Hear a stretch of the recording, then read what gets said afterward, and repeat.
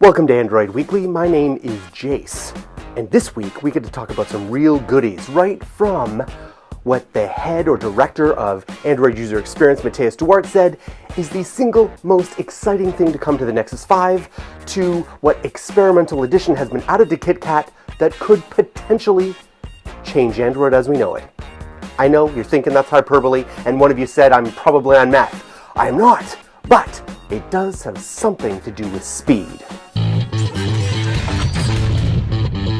Now to start off, let's talk about the new Google keyboard. What's new in the Google keyboard? It now has rationalized punctuation across different device sizes, inserted emoji entry points and layouts, simplified mini keyboard on full stop long press, deblued press dates, added space-aware gesture typing, so now you won't have to lift your finger while gesture typing, except for when you go to the space bar. Moving on to the latest Hangouts update. The latest Google Hangouts update actually features a newer build version than was found on the Nexus 5.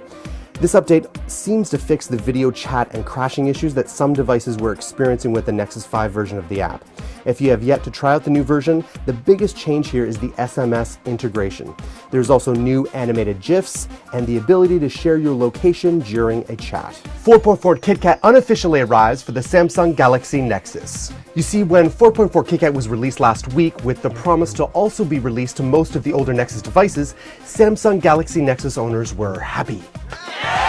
But then it was revealed shortly afterwards that Nexus owners wouldn't be getting KitKat through any official release.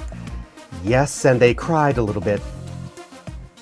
Oh my god. But the good news is that the developer community is rallying to the support of those Samsung Galaxy Nexus owners, at least in an unofficial capacity. When available, you can find the links below to get your version of 4.4 KitKat. You'll feel right as rain. The new Google ExperienceLauncher is basically a revamped Google Search Google Now app with launcher functions that are currently exclusive to the Nexus 5. It may not come to Android devices at all, including other Nexus models, according to Matthias Duarte, the director of Android user experience. Although you can download the APK for the Google ExperienceLauncher provided in the links below. So why would Matthias report to The Verge that this launcher is the single most exciting thing about the Nexus 5? Well, think about this for a moment. If Google put search front and center of every product that it builds, it certainly seems to be doing that, it would then extend the greatest value to the user. So at the moment, it only applies to the home screen, the Google Now app, and the launcher. So, to follow up on what Matthias has said, could then they be thinking of extending that feature to third-party apps? Think of the possibilities. I could be watching Game of Thrones and at the same time search for the name and history of that amazing redhead without having to leave the app. I know what you're thinking. You know nothing, Jayce, bro. Let's talk Android KitKat ROMs. For those who don't mind going the unofficial route, Android 4.4 KitKat ROMs already exist for the Nexus 4 and 7, and even the Verizon and GSM variants of the Samsung Galaxy Nexus. Now it looks like we can add 3 more devices to the list: the GSM HTC One, the Sony Xperia Z, and the Sprint Taurus Plus version of the Samsung Galaxy Nexus. Now moving on to the M8, otherwise known as the successor to the HTC One. We know, for instance, that HTC is currently working on the successor to the popular one, due in the first quarter of 2014.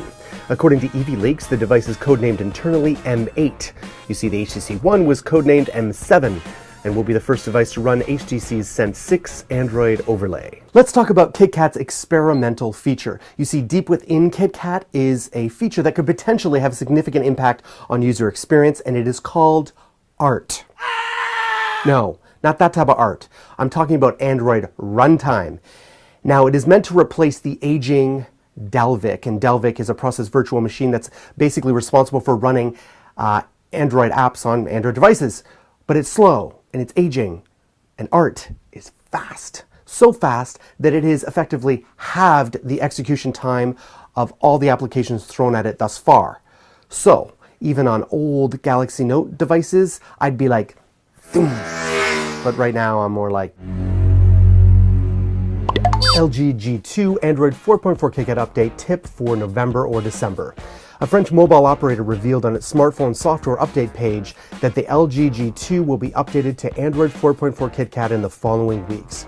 Without providing an actual update date, it was listed November or December 2013 as the expected KitKat update period for LG's flagship smartphone, which is what the Nexus 5 is largely based on.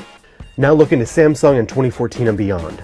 Peering further into the future, Samsung hopes to have UHD, also known as 4K displays, on the market by sometime in 2015.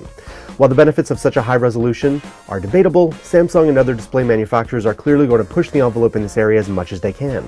Now, if everything goes according to plan, Samsung will move to have the current high-end resolution standard, Full HD, move to WQHD or 2560 x 1440. So how far can this res war really go?